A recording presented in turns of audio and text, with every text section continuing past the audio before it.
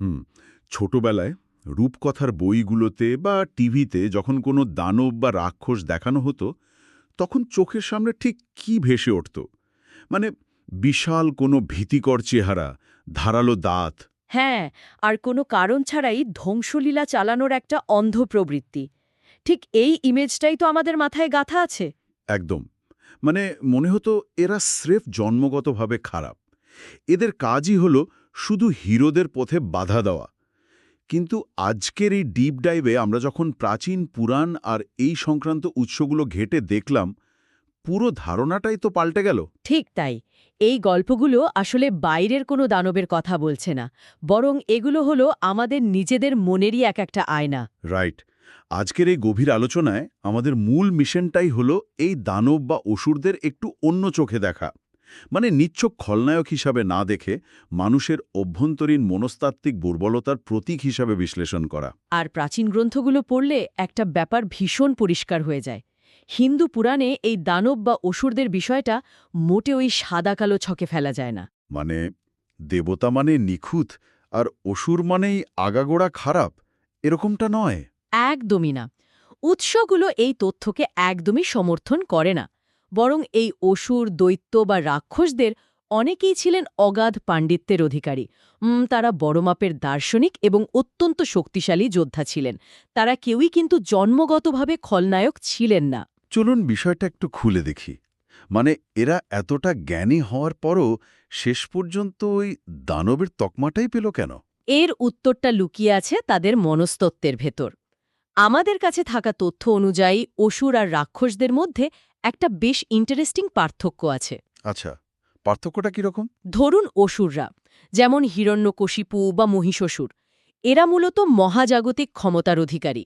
আধ্যাত্মিকভাবে এরা বেশ উন্নত। অন্যদিকে রাবণ বা কুম্ভকর্ণের মতো চরিত্ররা হল রাক্ষস। হুম, রাক্ষসরা তো মূলত মায়াবিদ্যায় পারদর্শী হয়, তাই না? যারা রাতের আঁধারে বিচরণ করে। হ্যাঁ, ঠিক ধরেছেন। কিন্তু এই দুই শ্রেণীরই পতনের গ্রাফটা দেখলে একটা মিল পাওয়া যায়। তাদের ধ্বংসের পেছনের আসল কারণটা কোনো ম্যাজিক বা বাইরের অস্ত্র নয়, বরং তাদের নিজেদের মনের ভেতরের কিছু চরম ত্রুটি। এই ত্রুটিগুলো কি পুরোটাই সাইকোলজিক্যাল? সম্পূর্ণভাবে। তাদের পতনের মূল কারণগুলো যদি আমরা বিশ্লেষণ করি, তাহলে দেখব সেখানে আছে অহংকার, লোভ, ক্ষমতার অন্ধ লালসা। আর সবচেয়ে বড় কথা হল মহাজাগতিক আইন বা ধর্মের বিরুদ্ধে অধ্যত্ব। ধর্ম বলতে তো এখানে রিলিজিয়ন বোঝানো হচ্ছে না, রাইট? না, না, একদমই না। ধর্ম মানে হল নৈতিকতা বা ইউনিভার্সাল অর্ডার। মূল দর্শনটাই হল ক্ষমতা আর জ্ঞান যতই থাকুক, নৈতিকতা ছাড়া তা কেবল ধ্বংসই ডেকে আনে। ওয়াও! মানে ধরুন এই ব্যাপারটা তো আমাদের আধুনিক দুনিয়ার সাথেও ভীষণভাবে মিলে যায়। কিভাবে? একটু বুঝিয়ে বলবেন? এই ধরুন বর্তমান সময়ের অত্যন্ত মেধাবী কোনো টেক ভিশনারি বা বিশাল কোনো কর্পোরেট সিইওর কথা। হ্যাঁ, সিলিকন ভ্যালিতে রাজত্ব করে যাকে বলে। ঠিক। কিন্তু একটা সময় পর অসীম সাফল্য তাদেরকে এমন এক সাইকোলজিক্যাল স্টেটে নিয়ে যায় যেখানে তারা নিজেদেরকে আইন, সমাজ বা নৈতিকতার ঊর্ধ্বে ভাবতে শুরু করে।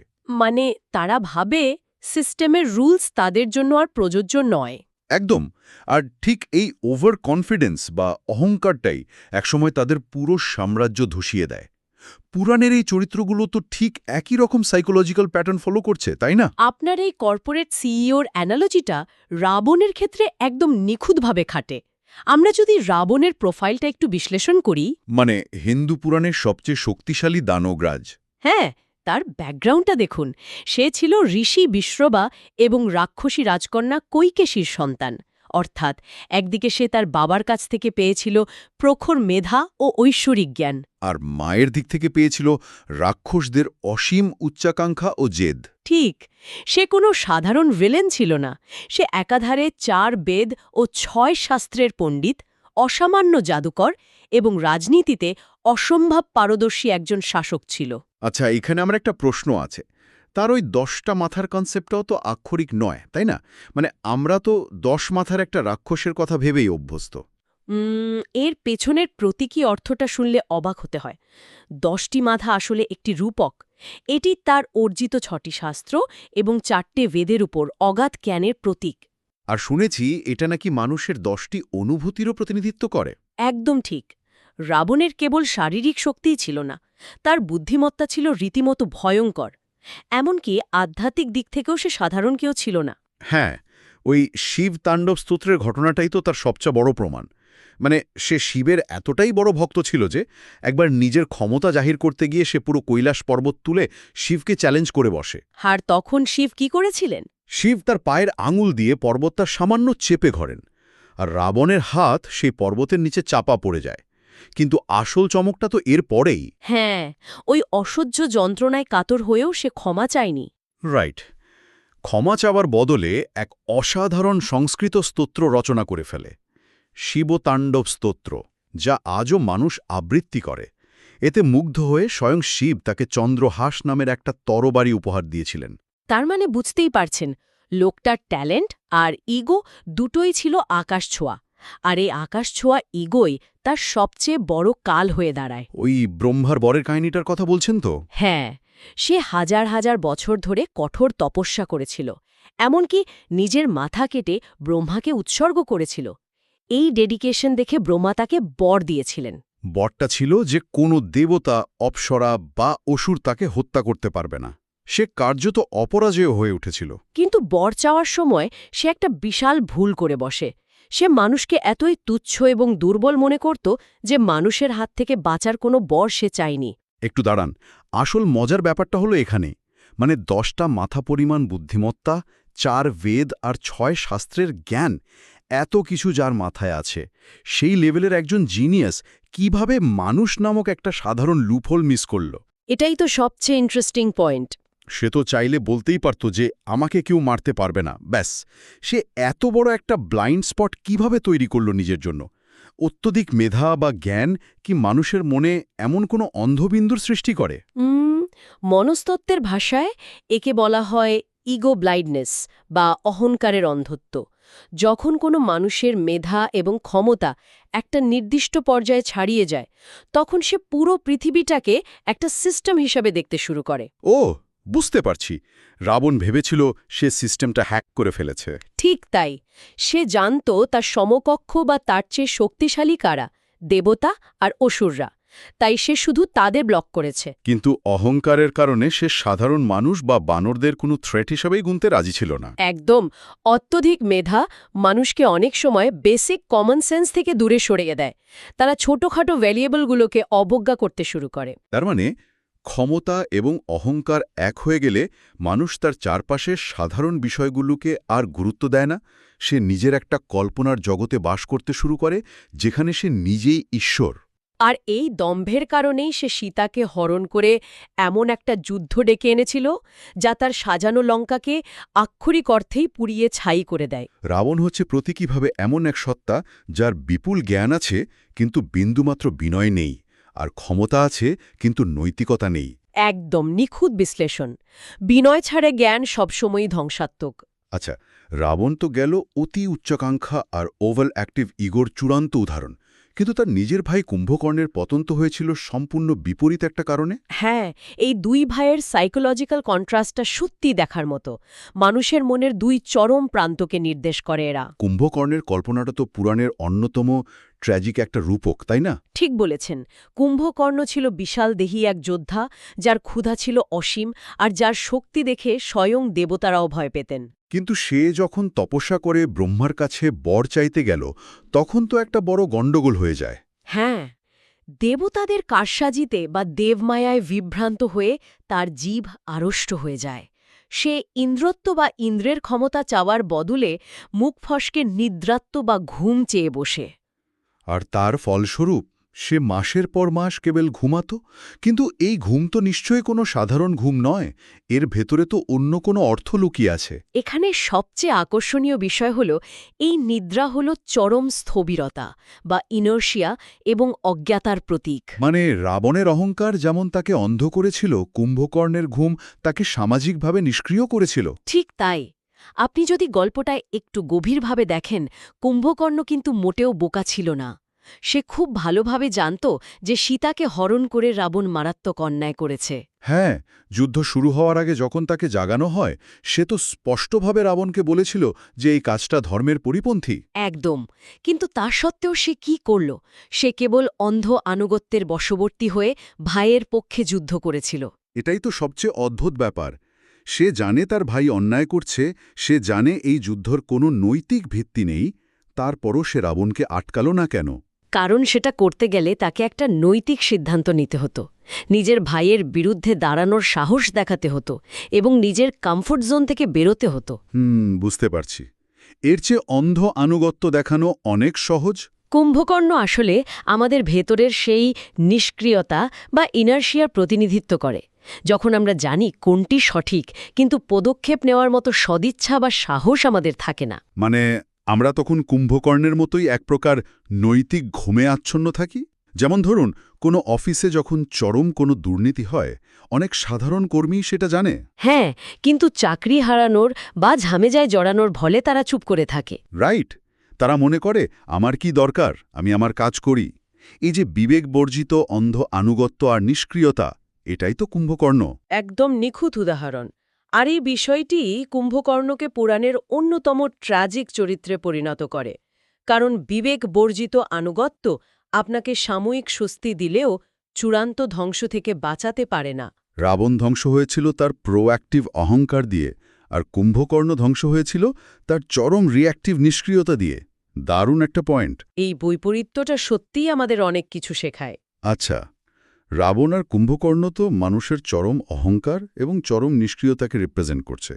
কিন্তু আমাদের উৎসগুলোতে আরও কয়জন অসুরের কথা বলা হয়েছে, যারা মানুষের আরও কিছু স্পেসিফিক মানসিক ত্রুটির নিখুঁত প্রতীক। হ্যাঁ, যেমন ধরুন মহিষাসুরের গল্পটা যদি আমরা ক্যাটেগরি হিসেবে ভাগ করি, তাহলে মহিষাসুর হল পশু প্রবৃত্তি এবং চরম ঔদ্ধত্যের প্রতীক। মহিষাসুর তো ওই দানবটা যে রূপ বদলাতে পারত, কখনো মহিষ, কখনো সিংহ। ঠিক, সে ব্রহ্মার কাছ থেকে বর পেয়েছিল যে কোনো পুরুষ বা দেবতা তাকে হত্যা করতে পারবে না। আবারও সেই ব্লাইন্ড স্পট। রাবণ যেমন মানুষকে পাত্তা দেয়নি, মহিষাসুর তেমনি নারীদের পাত্তা দেয়নি। একদম ঠিক ধরেছেন। তার বিশ্বাস ছিল কোনো নারী তাকে হারাতে পারবে না। এই পুরুষতান্ত্রিক অহংকার এতই প্রবল ছিল যে সে দেবতাদের স্বর্গ থেকে বিতাড়িত করেছিল। আর তার এই অহংকার ভাঙতেই তো শেষ পর্যন্ত সমস্ত দেবতাদের সম্মিলিত শক্তিতে দেবী দুর্গার সৃষ্টি হয়। হ্যাঁ, এটি মূলত ঐশ্বরিক নারী শক্তির বিজয়ের প্রতীক। মহাজাগতিক নিয়মের কাছে কোনো শারীরিক ঔদ্ধত্যই যে টেকে না, এটা তারই প্রমাণ। প্রকৃতির এই ব্যালেন্স বা ভারসাম্য বজায় রাখার বিষয়টা তো হিরণ্যকশিপুর গল্পের ক্ষেত্রেও চরমভাবে সত্যি। তার আধ্যাত্মিক অহংকার বা ঈশ্বরভ্রম তো একেবারে নেক্সট লেভেলের ছিল। হিরণ্যকশিপু নিজেকে আক্ষরিক অর্থেই অমর ভেবেছিল। তার বরটার কথা মনে আছে? হ্যাঁ, বরটা ছিল মারাত্মক জটিল। তাকে দিনে বা রাতে মারা যাবে না, ঘরে বা বাইরে মারা যাবে না, কোনো মানুষ বা পশু তাকে মারতে পারবে না, অস্ত্রে বা মাটিতে বা আকাশে তাকে মারা যাবে না। সে ভেবেছিল সে মহাজাগতিক সব নিয়মকে নিজের বুদ্ধি দিয়ে আটকে দিয়েছে। সে নিজেকেই পরমেশ্বর ভাবতে শুরু করেছিল। এটি পরম অহংকারের প্রতীক। শুনুন, তাহলে এর মানে কি দাঁড়াচ্ছে? হিরণ্যকশিপুর এই বরের শর্তগুলো শুনলে তো আধুনিক যুগের অত্যন্ত জটিল কোনো আইনি চুক্তি বা লিগ্যাল কন্ট্রাক্টের কথা মনে পড়ে যায়। হা, দারুণ একটা তুলনা টেনেছেন। ব্যাপারটা আসলেই সেরকম। মানে মানুষ যখন খুব নিখুঁতভাবে নিজেকে সুরক্ষিত করার চেষ্টা করে, পাতায় পাতায় ক্লজ আর সাবক্লজ জুড়ে দেয়, হিরণ্যকশিপু ঠিক মহাবিশ্বের সাথে একটা লিগ্যাল কন্ট্রাক্ট করেছিল। কিন্তু মানুষ যতই নিখুঁতভাবে নিজেকে সুরক্ষিত করার চেষ্টা করুক না কেন, প্রকৃতি সবসময়ই অহংকারীকে পরাস্ত করার জন্য একটা নিখুঁত লুপহোল বের করে ফেলে। একদম। আর নরসিংহ অবতারের মাধ্যমে সেই লুপহোলটা তো দারুণভাবে এক্সপোজড হয়েছিল। মানে শর্তগুলো তো ওয়াটারটাইট ছিল, তাই না? একটু মুলিয়ে দেখলেই বুঝবেন প্রকৃতি কতটা নিখুঁত। বিষ্ণু যখন নরসিংহ রূপ নিয়ে এলেন, তিনি অর্ধেক মানুষ অর্ধেক পশু, অর্থাৎ মানুষ বা পশু নয়। ওয়াও! আর সময়ের ব্যাপারটা? তিনি হিরণ্যকশিপুকে বধ করেছিলেন গোধূলি লগ্নে, যা দিনও নয়, রাতও নয়। আর জায়গাটা? প্রাসাদে চৌকাঠে বসে, যা ঘরের ভেতরেও নয়, বাইরেও নয়। নিজের কোলের ওপর রেখে, যা মাটি বা আকাশ কোনোটাই নয়, এবং নিজের নখ দিয়ে, অর্থাৎ কোনো অস্ত্র দিয়ে নয়। Just brilliant. মানে শেষ পর্যন্ত এই অহংকারের পতন ঘটল প্রকৃতির ব্যালেন্সের কাছেই? ঠিক তাই। আর ক্ষমতার অপব্যবহার করলে এবং আত্মঘাতী প্রবণতা থাকলে যে পতন কতটা অবশ্যম্ভাবী তার সবচেয়ে বড় উদাহরণ হল ভস্মাসুর। ওহ, ভস্মাসুর! সে তো স্বয়ং শিবের কাছ থেকে বর পেয়েছিল যে সে যার মাথায় হাত রাখবে সেই সাথে সাথে ভস্ম হয়ে যাবে। হ্যাঁ, আর বর পাওয়ার পর সে কি চাইল জানেন? সে চাইল এই বর শিবের ওপরেই প্রয়োগ করতে। মানে সিরিয়াসলি? যে লোকটা তোমাকে মাত্র এই ক্ষমতাটা দিল, তুমি তার উপরেই সেটা টেস্ট করতে চাইছো? এটা তো চরম বোকামি। এটা আসলে প্রমাণ করে কিভাবে অপব্যবহার করা ক্ষমতা শেষ পর্যন্ত নিজেকেই ধ্বংস করে। ভস্মাসুরের ভেতরে কোনো শৃঙ্খলা ছিল না। আর এর সমাধানটাও তো ছিল বেশ ইন্টারেস্টিং। বিষ্ণুকে মোহিনীর রূপ ধরে আসতে হয়। একদম। ভস্মাসুর মোহিনীর রূপের ফাঁদে পড়ে যায়। মোহিনী নাচতে নাচতে একটা পর্যায়ে নিজের মাথায় হাত রাখে। আর ভস্মাসুর, যার ভেতরে কোনো আত্মনিয়ন্ত্রণ ছিল না, সে কোনো কিছু না ভেবেই মোহিনীকে অনুকরণ করে নিজের মাথায় হাত রেখে নিজেই ধ্বংস হয়ে যায়। ঠিক। এই গল্পগুলো আমাদের বারবার মনে করিয়ে দেয় যে প্রজ্ঞা এবং ক্ষমতা যতই বিশাল হোক না কেন, বিনয় বা আত্মনিয়ন্ত্রণ না থাকলে তা মূল্যহীন। আজকের আলোচনা গুটিয়ে আনার আগে একটা কথা বলতেই হয়। এই চরিত্রগুলো কোনোভাবেই নিছক গল্পের দানব নয়। এগুলো মূলত আমাদের নিজেদের ভেতরের লোভ, স্থবিরতা, ক্ষমতার দম্ভ এবং অহংকারের প্রতিচ্ছবি। একদমই তাই। আধুনিক যুগের ব্যক্তিগত আত্মোন্নয়ন বা পার্সোনাল গ্রোথের ক্ষেত্রে এই হাজার বছরের পুরনো রূপকগুলো আজও সমানভাবে প্রযোজ্য। মানে আমাদের প্রত্যেকের ভেতরেই একটা রাবণ বা একটা কুম্ভকর্ণ লুকিয়ে আছে। আমাদের সেটাকে চিনতে হবে। হ্যাঁ, নিজেদের ভেতরের ওই ব্লাইন্ড স্পটগুলোকে স্বীকার করতে হবে। তাহলে শ্রোতাদের নিজস্ব চিন্তার জন্য শেষে একটা গভীর মানসতাত্ত্বিক প্রশ্ন ছুড়ে দেওয়া যাক। যদি এই অসুর এবং রাক্ষসরা আমাদের ভেতরের ত্রুটি বা দানবদের প্রতীক হয়, অহংকার, অন্ধত্ব কিংবা নিষ্ক্রিয়তা, তবে তাদের পরাস্ত করার জন্য যে দেবতা বা দিব্য অস্ত্রগুলোর প্রয়োজন, সেগুলো হয়তো বাইরের কোনো ঐশ্বরিক শক্তি নয়। রাইট, সেগুলো হলো আমাদের নিজস্ব মনের ভেতরের বিনয়, শৃঙ্খলা এবং আত্মনিয়ন্ত্রণ। প্রশ্ন হল, এই মুহূর্তে মনের ভেতরের সেই মহাজাগতিক যুদ্ধে কার পাল্লা ভারী, ভেতরের দানবের নাকি ভেতরের দেবতার? একটু ভেবে দেখবেন। আজকের মতো আমাদের এই ডিপ ডাইভ এখানেই শেষ করছি।